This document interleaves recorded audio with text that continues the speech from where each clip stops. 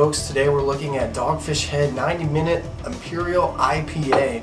This one's pretty well known and gets a lot of pretty good credit for being an Imperial IPA that fits the style. There's a big argument over should an IPA be malt balanced with the hops or should it just be a hop bomb. This one is kind of a little different. I've had it before. It's pretty balanced.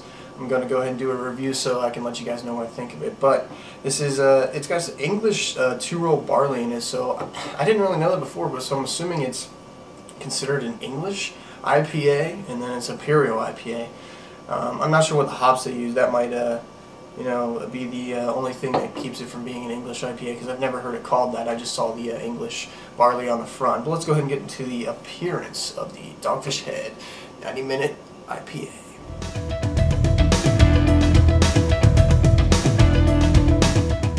As you can see, it pours a pretty orange color, I guess you would say. It's pretty, you can see pretty well through it, but very orange, copper color, small amount of head that's kind of sticking around. Pretty good lacing actually in this beer. Yeah, definitely a solid looking beer for sure.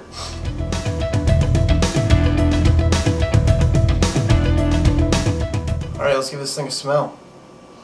Yeah, you're definitely getting some kind of hops, but nothing that's crazy, like blowing you away. This bottle is not even a month old, pretty fresh. It's some kind of hops in there. Yeah, pine, definitely pine, very piney hops. Not getting really any citrus in this beer. Just very pine forward floral hops.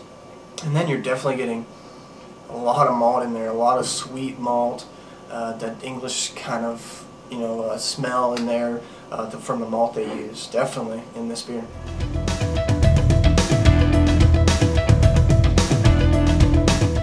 Here it is, the taste of Dogfish Head 90-minute Imperial IPA. Yeah, wow. When I think of an Imperial IPA, I really don't think of this beer, but that doesn't mean it's a bad beer. I mean, it really fits the style, I guess. Super hopped up. I think it's 9% ABV. Yeah, 9% ABV, and you're getting the hops. It's pretty bitter, but then it's just this really sweet caramel malt, English malt taste in there. It balances it all out. It's not overpoweringly malty and not overpoweringly hoppy, but it's kind of in the mix in between. But both a pretty big beer though.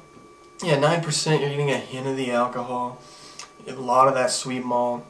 It melds very well with the hops in this beer.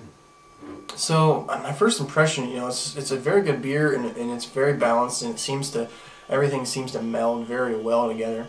But I'll go ahead and let this warm up just a little bit, not too much, because I don't want an IPA warm up to room temperature. But I'll go ahead and let this warm up a little bit and get back to you guys with my final thoughts and my rating. Cheers.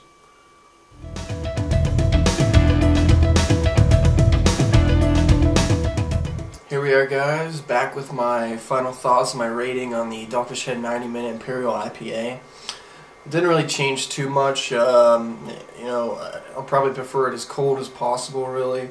Obviously not freezing cold like you would drink a Bud Light or something, but drink it pretty cold. Don't let it warm up too much. But I would say this beer is it's not going to be what you think it is. I think I'm not sure how long this has been around, but the way IPAs and Imperial and double IPAs are going, you just need to have a minimal malt taste with a huge hop taste, and that seems like the kind of norm now to me. Is everyone's striving to just have a huge hop bomb, which I like a lot because I love beers that are just super hoppy with hardly any malt in the taste that they usually drink really well. This is totally different. You're getting the hops more from the smell, and then you're getting a lot of bitterness in the taste, but you're also getting a lot of sweet malt in the taste too. So it's pretty different. It's not exactly what you would think of an Imperial IPA. But with that said, it's still a pretty good beer. It's very balanced, and it drinks very well at 9%.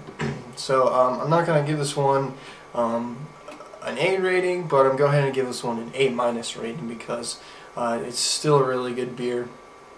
Still drinks really well. You still get the hop bitterness, the sweet malt, and I think some people could find this as their favorite Imperial IPA. If you are looking for a really well balanced IPA with this sweet caramel malt, this is perfect. And go pick this up, and you would probably enjoy it a lot if you like a really balanced, sweet malty IPA.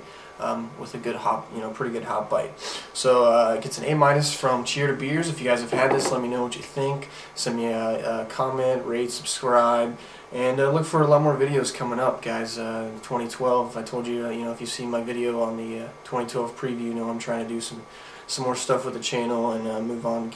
Keep you guys entertained and keep trying the beer for you and letting you know what I think of it, so you can, if you haven't had to make a decision and if you want to pick it up. But yeah, A- on the Dogfish Head 90-minute Imperial IPA, guys. Until next time, cheers.